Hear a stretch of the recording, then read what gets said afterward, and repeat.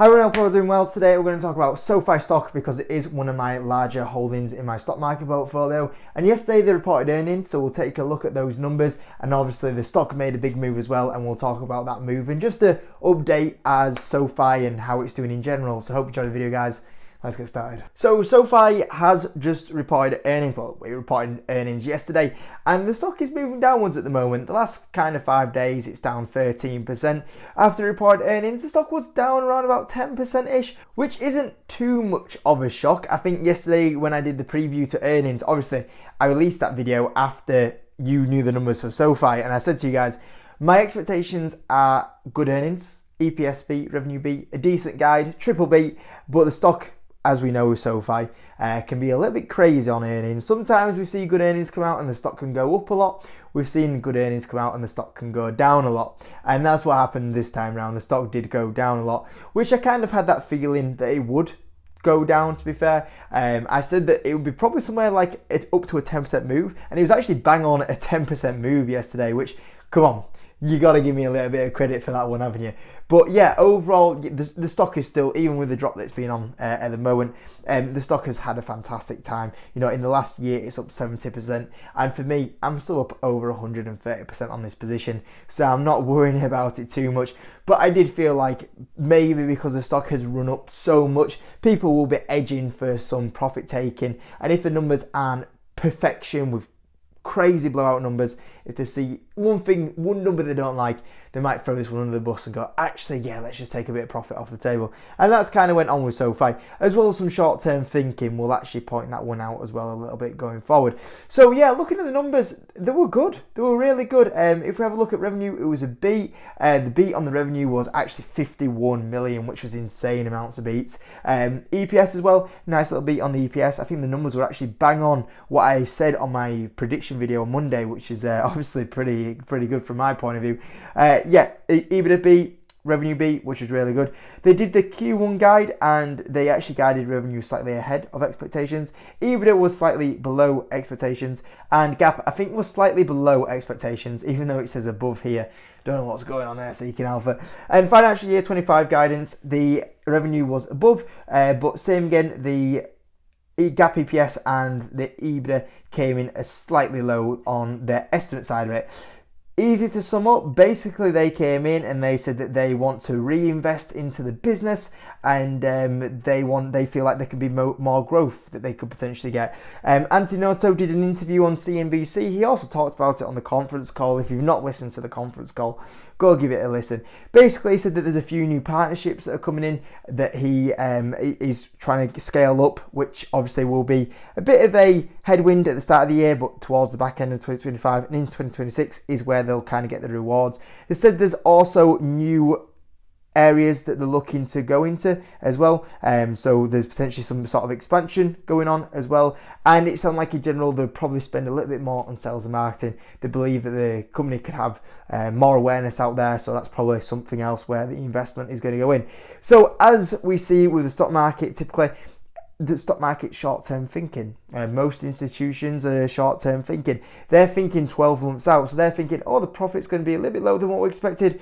We're going to sell the stock off. Even though Anthony Noto went, long-term growth, this is what we need. It'll be very good for us in the long term. The market doesn't care about 2, 3, 4, 5 years down the line. Most of the stock market is 12-month thinking. So you tell them that in 12 months, the profit might be a little bit lower than expected. They sell the stock off.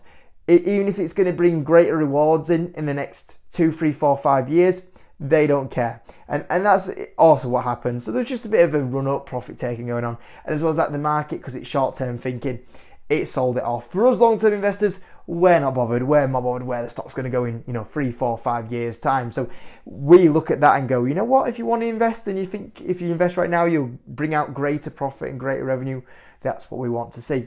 So if you're a long-term investor, I'm sure you weren't too worried about that. But let's just have a quick look at the scan of the numbers though.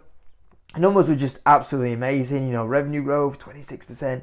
Whatever metric you wanted to look at, the EPS for first full year of profitability, all fantastic, as you can see here. Members growing at 34%, as you see here. The product, the offerings that they have just keep growing more and more. That's what they're doing, the cross-selling to all the clients, which is great. Looking at the members, still strong member growth as well, products as well, up 55%. Diversification, all very good. Look at all sectors of the business. Money up 51%, relay up 39%, invest up 19%, credit card up 14%. Looking at the lending products, everything's still going up very nicely as well in that point of view. Tech platform, a little bit more of a bounce back as well from 2023, which is what we want to see as well. It'd be really nice if that tech platform goes up to good amounts of growth. As we see here, and I think this was a complete purpose that they put this before the 2025 guide. They said, look at what we said we were going to do this year and look at what we did this year. So if you look at the start of the year, they were expecting 14 to 16% growth. This company delivered 26% revenue growth. If you look at the EPS, they're expected to do 0.07. They came in at 0.15. Whatever metric you want to look at, it was all very impressive. And this is what SoFi do. They make sure they sandbag the numbers and then they over-deliver. They have a history of doing this. This is what you want from business. When you buy a business, you want to see them kind of being a little bit cautious and then over-deliver. You don't want to be in a position where the company goes, oh, we're going to do this year, and then they don't do it, they don't achieve it. It's better to go in with a little bit more cautious and then over-deliver, and that's what SoFi do. And the hint, I believe, from Antinotto here is like, hey, just look at this year. Look at what we said we were going to do. Look at then where we went to, where we said we could potentially get to, and then look at where we finished. That's what we do. We don't want to throw crazy numbers at you. We want to be a little bit sandbagging, and then if worst case scenario happens, we're still exactly where we said we would be. But if we execute to perfection, like sometimes we normally do, this is where we could potentially get to. And it was no coincidence they posted this before the 2025 guide, because once again, they put the numbers out and they go, actually, when we look at the the 2025 guide, it's a little bit cautious. We've been a little bit conservative, but if everything executes really well, we'll be ahead of this. So I would look at this as a base case scenario, and if we see more improvements, I won't be so surprised here. And once again, we saw, this is where we were at. This is actually what we're going to deliver. Interestingly, this is the interest rate cuts. They see 1.5% rate cuts. They also seeing at the moment GDP expansion of 1.1 to 2%. I don't know, maybe could argue the case that could be a little bit higher. Once again, maybe a little bit conservative around the outlook of the US economy at the moment. Some little things that maybe went a little bit under the radar. Stock-based compensation only continues to improve as well.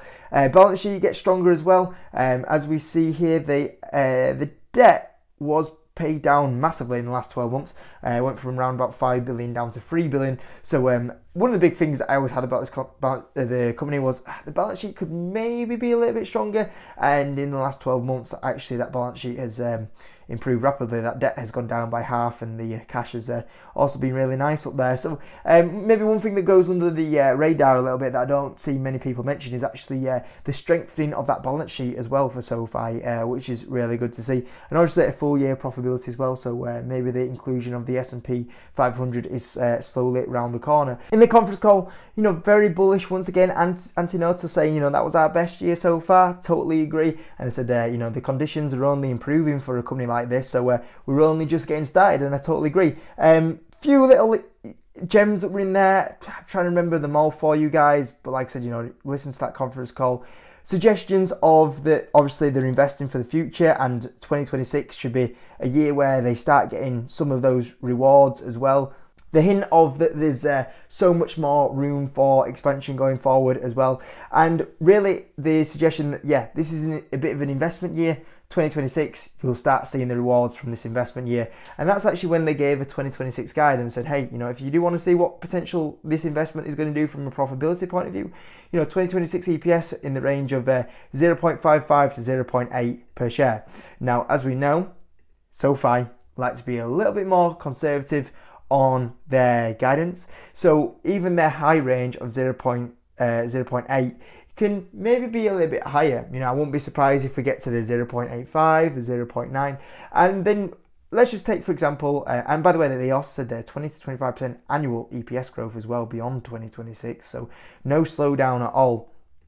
And we look here, if we took the 0.08 per share, for example, for 2026, we realistically then would be around about 20 times forward earnings on that number, which for the numbers that SoFi have just done is pretty good. And let's not forget, this company trades at 88 times earnings at the moment. So if they were to go to an 88 times multiple again, that would be another 4x expansion from where it is right now. Not that I'm saying that's going to happen, because that's a little bit, assuming metric expansion, maybe a bit of frothy valuations, but it just kind of shows you that this investment year, if it does execute and get to what they say it would do, and I would have no reason to go against management team considering their track record of sandbagging and overbeating the numbers here, that would actually make SoFi look very cheap in 2 years' time. So the market is punishing them at the moment for the next 12 months. If you look past the next 12 months and you're realistically an investor for that 2026 number, 2027 number, when they start growing at EPS at 20 to 25% annually, I don't think you hate this report. I think you look and go, Antinoto,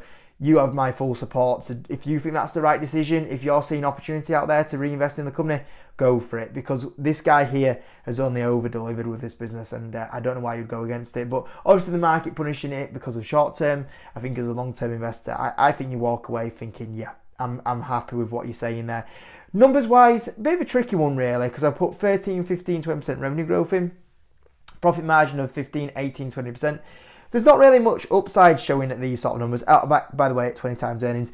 But these numbers are quite conservative, because like I said, this number here at the end is basically what they're saying they're going to get to in 2026.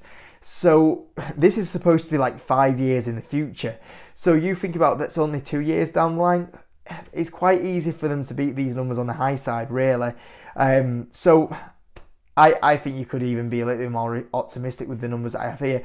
I think realistically, 20 times earnings, I think this company probably will trade a little bit higher. Let's say about 60 times earnings. There's still plenty of upside here, and obviously, I think it's pretty, conservative on those numbers. Let's see if they do get to 25% profit margin, 25% revenue growth. Let's say they do get up to those 25% profit margins. There's plenty of upside here. So right now, yeah, looking at these numbers, when I look basic numbers, yeah, there's not upside, but if they do execute on what they say they're going to do and they execute to perfection, yeah, I could easily see, this is why I'm not selling, even though these numbers here are not saying like it's a screaming buy. I'm happy to hold now, because if they do get to those bigger numbers that they say they're going to do in 2026, there is big upside here. And I'm willing to hold for those numbers, because I have no reason to go against Antinoto. And yeah, like I said, I think right now it would be a good year for SoFi to maybe have a bit of a stagnant year. It has gone up a little bit at the moment. So if the stock could do a bit of a healthy kind of, I know people don't like me saying this because everyone's like, oh, stocks only go up, but a nice little stepping, up the stairs kind of chart where we just kind of have a little bit of a flat line, let the financials catch up in 2025, and then we get on to 2026 where they do the ramp up in the profitability. That would be really good, because then I think, obviously, we'll be talking about coming back at, 24 times earnings, and I would argue the case that, this could easily be at that point up to a 40 times earnings, and then we go on another double from here. So I think SoFi is just probably going to be entering a bit of a chill out phase. I know some people don't like it when stocks do that, but it is normal. It is normal just to let the financials catch up to that valuation. And then I think it would be very healthy for the stock to have a bit of a stagnant year. Financials catch up, and then we go again in 2026 when that profit starts ramping up. 24 times earnings at that point, and who knows where the stock can go from there. I'm saying a double up, and that would be 40 times earnings. If we were to go to a level that we're at right now, obviously that would be even bigger. You'd be talking 4x up there. But like I said, I don't like assuming frothy valuations. But if it did, you never know the market and the momentum that is there. If it did do that, obviously there's still plenty upside in it, and that's why I'm not selling at the moment, because if they do those numbers, I still think there's upside here, and I have no reason to go against Antinoto, because all he's ever done is sandbag and then over deliver, and he's got a great track record. So yeah, I think SoFi is going to be a major financial platform for the next 5-10 years, and there might be a little bit of profit taking that I do every so often, but the majority of the shares I will be holding, and I'll probably be holding those shares for many years now. I'm not a short-term investor. I'm going to hold for another 3, 4, 5 years, 2028, 2029, 2030, and I think SoFi will be in a better position in those years than where it is right now. So I will continue to hold. Hope you enjoyed the video, guys. Hope you enjoyed the earnings part. I thought it was a good one, and thanks for watching. See you in a bit.